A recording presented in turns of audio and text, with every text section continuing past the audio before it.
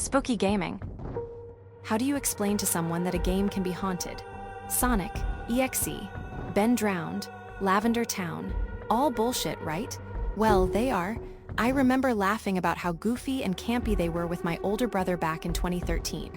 Bleeding red eyes, distorted models, the music making you sick. It was stupid, but it was fun. What?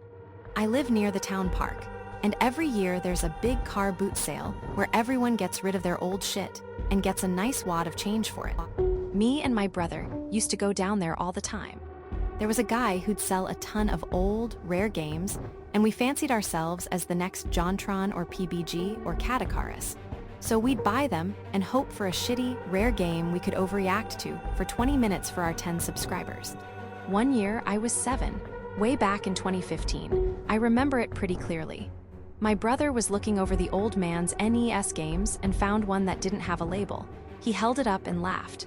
Hey, Crit, it's a Creepypasta. And I'd laugh.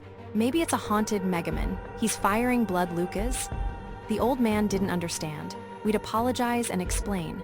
Haunted game creepypastas and the like. He didn't get a word of it. He just shrugged.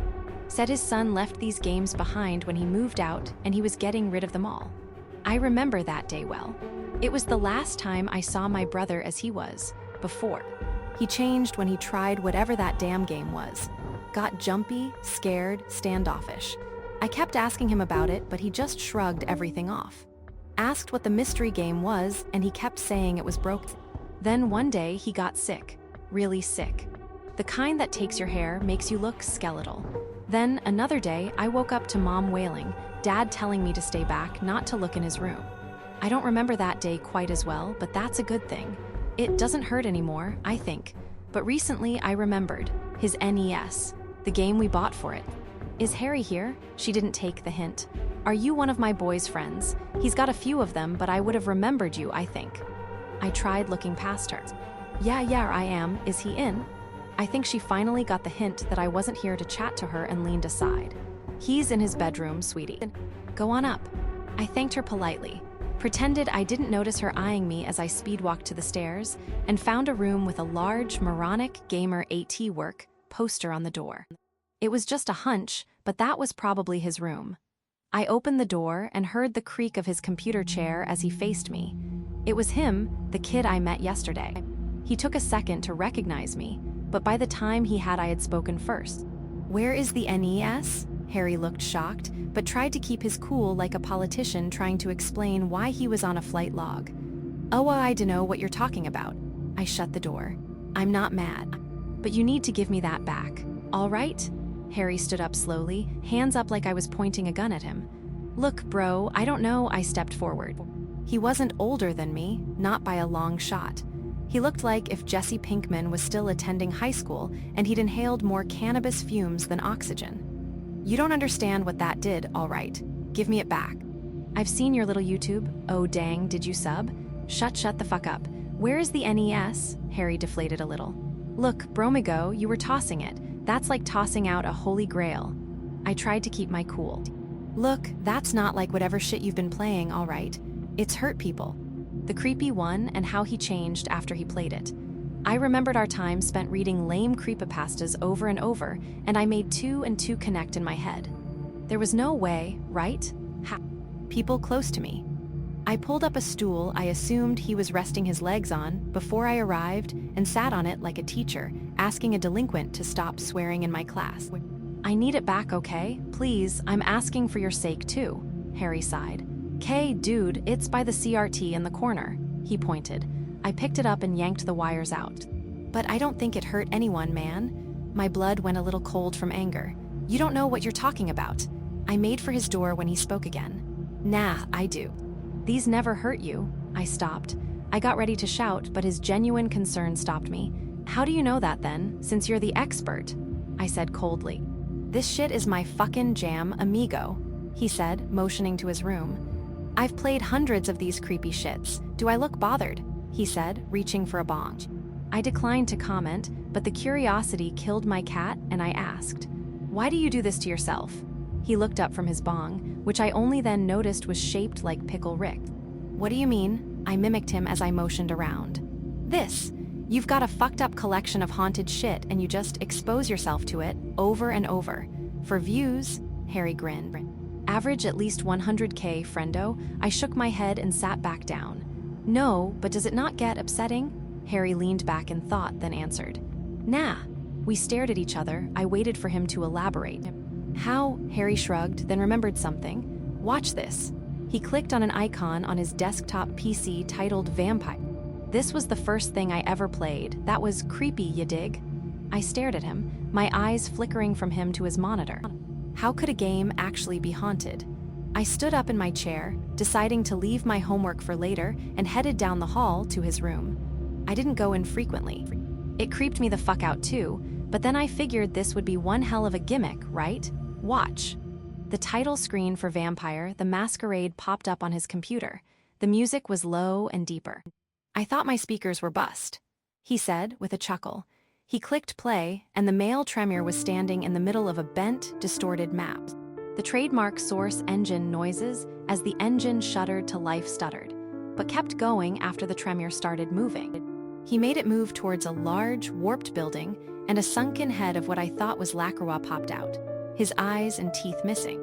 They bit down on the Tremere, and his model started freaking out, falling through the floor as an armless horde of the other player models started, weeping. A realistic scream bellowed out of the PC's speakers. I felt tense, my mind hadn't quite figured out what I was watching. I was half expecting to hear Anami's voice to start feigning surprise, but what I was seeing was real. I looked back at Harry. He was massively incapable of making something like this. I watched the Tremere's arms disconnect without a sound as the screaming intensified. Harry, as nonchalantly as he could, hit Alt plus F4 and the game closed. A notepad document opened with *MY arms, repeating at least 1,000 times. Harry didn't even blink and closed that too. That scared the shit out of me the first time, but then I figured I should show someone. One thing goes to another, and he pointed to a framed award on his wall, a silver play butt. I looked back at him and he gave yet another cheeky grin. It's a living. Do you play anything normally? Harry nodded. Yeah, my other games are fine. I can show you.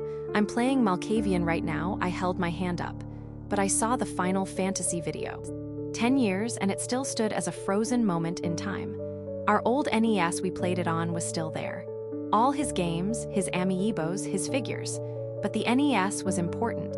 It knew your name, Harry nodded. Yeah, some of them say stuff like that, but as far as I know, none of them can really hurt us. He pointed to himself again, because if they could, I'd be dead as fuck. I put my head in my hands. So, they just say your name, personal stuff you can't possibly know, and that doesn't bother you, Harry shrugged. Not gonna lie, man. I played a fucked up copy of Minecraft that kept saying my mom was gonna die. I bet you saw that she's fine. I shook my head, trying to grasp what he just said. But how? Harry leaned forward, confidence seemingly found in my complete confusion. Look, bro, what did the NES do?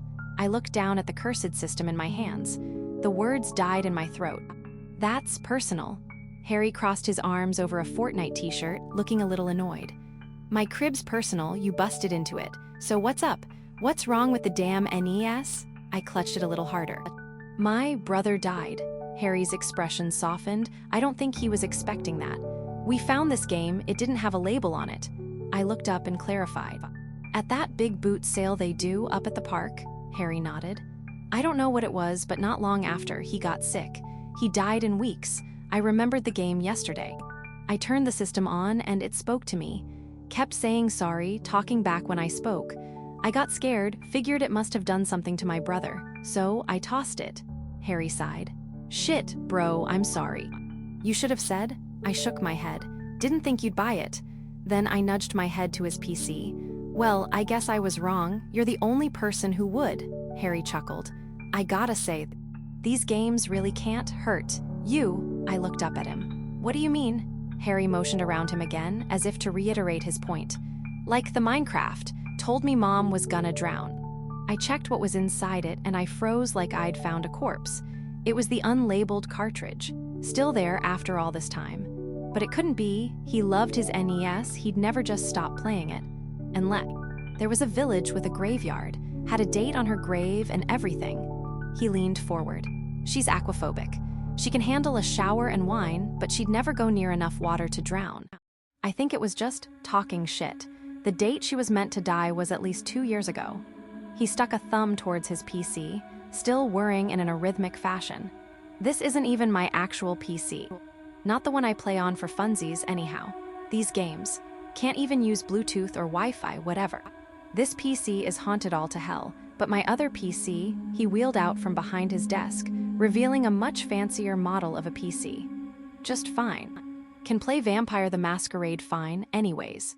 I looked down at the NES. Harry was living proof that this have hurt Lucas, but the timing was something I couldn't ignore either. Harry put his hand on the NES. Look, I'll test it. All right? My head snapped up. No, it's all right, bro. No blame if this does kill me, all right? You tried to stop me. He slipped the NES from my hands with surprising ease. Really, you begged. But I was just too damn excited for the views. K. He slipped the wires into the system of his CRT in the corner of his messy room and turned it on. Dang. It's on. The TV was held on the black mirror of the screen. Then, hello, I shuddered. Fuck, that's it. I stood up, putting my hand on his shoulder. Turn it off, Harry turned around. Wait, I shook my head. Please, I don't want this to hurt someone else. Harry put his hand on my shoulder, making us look a little silly. You said this spoke back to you, right? I paused, then nodded yes. Yeah, it did. Harry let go and turned back to the screen. Hey, he said, as if he was greeting a friend. You there? The TV flickered. Unless something scared him out of it. I gripped the controller, prepared for whatever it was that did what it did to my brother. And nothing. Blank screen. Still here, Harry snorted like he was watching his cat fumble a jump. Did you hurt this guy's brother? I stuttered. W what? Hey, don't ***, no. I stood still as a statue. What? I loved Lucas. Neither of us said anything. Harry looked at me. Lucky guy. He was my friend. I nudged past Harry, kneeling in front of the CRT. I felt tears, but didn't do anything to stop them. He was my friend, too. I miss him. I miss him, too. I shook my head, sprinkling tears. Why was he scared before he died? What did you say to him? ***, I mean, too. I couldn't believe I was even doing this. I put my hands up as if I was placating a real person. It's okay. I don't blame you. Not anymore. Told him he was sick. Harry gasped a little in amusement. Oh damn, they're right sometimes. He walked to the door and opened it a crack. M.A., stay away from water. I heard his mother reply with a quick, confused okay. I put my hand over my mouth. You were trying to help him. You knew he was sick before any of us did. That's why he was scared. He was worried. I'm sorry. I put my hand on the CRT like I was comforting a child. It's okay, I'm sorry too. I looked down at the NES placed next to the TV. I'll take you home, okay? I'm sorry I tried to throw you out. I'm gonna unplug you now, is that okay? Thank you. The terms were agreed too. I went to turn the NES off and unplug it, crying openly. Harry, for once, chose to read the room and stay quiet. As I went to unplug it gently, he tapped me on the shoulder. I turned to see him trying to look comforting. You, wanna play something? I feel like you could do something relaxing. He looked to one of the 2 bookcases in his room. I got Mario Kart, but I could tell there was some video signal, as the TV wasn't telling me that I needed to connect anything. I sighed. Yeah, that was dumb. He must have just gotten sad, sick, and died. I even downloaded the extra characters and it's normal nobody bleeds. I stared at him, and then I started to laugh. He laughed too. I wiped at my eyes with my sleeve. You know what? I'd love to, Harry beamed. A new friend made, I sat on the stool and turned back to the TV. Is that okay with you? The TV flickered. Yes, I nodded at the screen. Thank you. Then I turned to the monitor as Harry pulled a switch out of a Zelda case and slotted it in. The CRT flickered a little more, but I didn't see it. Too focused on trying to nail Harry with a shell. Take care of him, Harry. I put the controller down and apologized. I didn't know why, maybe it was to him. But then the TV flickered. Sorry, my blood froze. It heard me. But how? This was a normal NES. No microphone. But there it was. Sorry in all red caps on the TV screen, like a bad creepypasta. I stood, still as a statue, as I stared at the machine's message. Then it happened again. Are you still there? I scrambled to unplug the NES. My breathing became unsteady, frantic. I felt like I was going to faint. I said again to nobody, "This isn't real. You aren't real," as I gripped the plug in my hands and stared into the black abyss of the TV screen. "Just fuck off," I spluttered. I shuddered, looking down slowly at the unplugged wire in my hands. "This is impossible. There's no power to it." My mind raced a mile a minute as I tried to think. Then it hit me, the other wires, the video cable was still there. I reached around the back of the television, making sure not to touch the screen, and found the adapter. Without a second guess, I yanked it out and double-checked the screen. Nothing. The text was gone. I stood in the room, clutching both wires and trying to control my breathing, trying not to cry. Did this happen to Lucas? Did this kill my brother? I started to ruminate on that. My fear and grief turned into anger. I almost moved on my own, grabbing the haunted system and running outside to the trash cans. I ripped the lid off and went to almost dunk the system in when I heard someone behind me. "Hey, what's that?" I froze, like a character in a bad animated movie, then turned slowly to face whoever said that. It was my neighbor across the street. About my age, a shaggy-looking skater kid-looking dude who peered at me curiously beneath his brunette bangs and red beanie. "Aw, sick, dude. Is that an NES?" He pointed to my hands, and no, I yelped, then I gathered some composure. "No, it's busted." This didn't deter him. "I know a lot about tech, dude. I could fix it." I shook my head. There's no fixing this." The hippie-looking guy didn't seem even slightly put off, but he shrugged. "All right, bromigo, if you say so. Just would have been good content. Check me out on YouTube, hey?" I put my hand up to get him to stop talking. That's okay, man." He didn't take the hint, but started walking off. "Spooky gaming, all right. Subscribe to me." I watched him like a hawk as he walked off, then I put the system into the trash and shut the lid. I looked at the trash can for a second, weighing if I really should toss a memory of my brother, even if it was haunted. But I couldn't risk it. What if it came for me? For Mom, I wiped away the tears that started forming. "Sorry, bro. I hope you understand," I said to nobody. I slumped back into my room and lay on my bed. I stared at the ceiling as I tried to steady my breathing. Whatever the hell that was, it was gone. The day was winding down already, so I checked my phone. 10 p.m. Fuck it, best time to go the hell to bed. I woke up again with a start, no nightmare, so whatever that was hadn't done it to me. I rubbed my eyes and got out of bed when I heard Mom call for me. She looked concerned and tired, like she always did since Lucas died when she came into my room. "Chris, someone been in the trash." I lumbered down the stairs like I was Nosferatu, stiff and fearful. What, Ma?" My mother was staring out the window, perplexed and befuddled. "Someone," she looked at me closer, "tipped our trash over."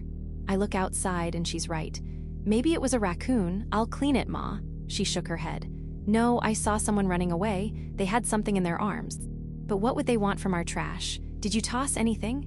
My blood went cold. "Irma, don't worry about it. Probably some bum, all right. Sit down and have a cup of joe. The view's on. Watch that and I'll clean the trash." How my mom bought that, with me spluttering and going pale like I was bleeding from the tongue, I'll never know. But she smiled warmly and hugged me. "Thanks, Chris." I stumbled out the door like a classic zombie movie, then sprinted to the trash like a modern zombie movie. The NES was gone. Fuck. Fuck, fuck, fuck, fuck. I felt myself breathe heavily, quickly turning into hyperventilating. That goddamned stupid fucking kid. He'd taken it anyway. He waited for me to go back inside. Why? WHY? I remembered what happened to Lucas, how he began to rot, how his hair fell out, how quickly he died. Not even a week my brain stopped to a breakneck halt as I remembered. His YouTube channel. Maybe he was a dumpster diver. Maybe he was gathering a big haul first. There was still time. I shoveled the trash back into the can and rose to my feet stiffly like Frankenstein. I opened the YouTube app on my phone. "Spooky gaming," I typed shakily, being carried by autocorrect like an illiterate lunatic. The app loaded, then I saw it. A mediocre logo that looked slapped together in Photoshop, a step above MS Paint in red and black text. I shakily tapped the icon and my anxiety and fear turned into utter befuddlement. The first video's thumbnail, a recommended video, was him, looking like he was trying to swallow a watermelon with how obnoxiously wide his mouth was, poorly green-screened over a screenshot of Sonic. EXE. The title was the most confusing. The creepiest game yet? Obnoxiously uniforming. I tapped the video, then swiped to shut it. What if this made me sick, like Luca's? What if it got me? I checked the upload date, 2 weeks ago. Then braced myself. If it could affect me through the video, it clearly didn't bother that kid much. I weighed the risk, then tapped the video again. The video loaded, then cut to an ad for Hershey's chocolate. I cussed, then tapped the skip ad button the second I could. The first thing I saw was the kid, in a room that looked absolutely coated with horror and gaming memorabilia. I could make out Link's Master Sword, Jason's mask and poster for Grand Theft Auto V, next to something that looked far less official for something called Emesis Blue.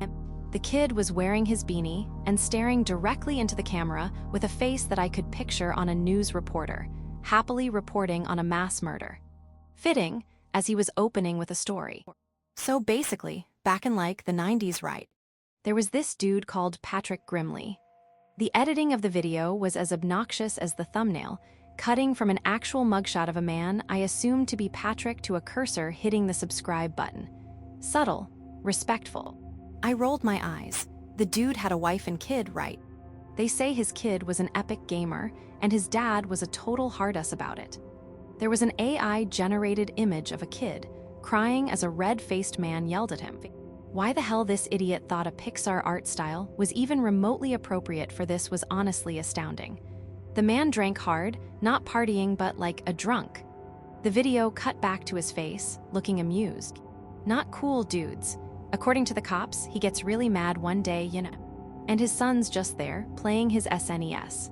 The video played a stock horror sound effect, then cut to a red waveform bouncing up and down to a hysterical woman.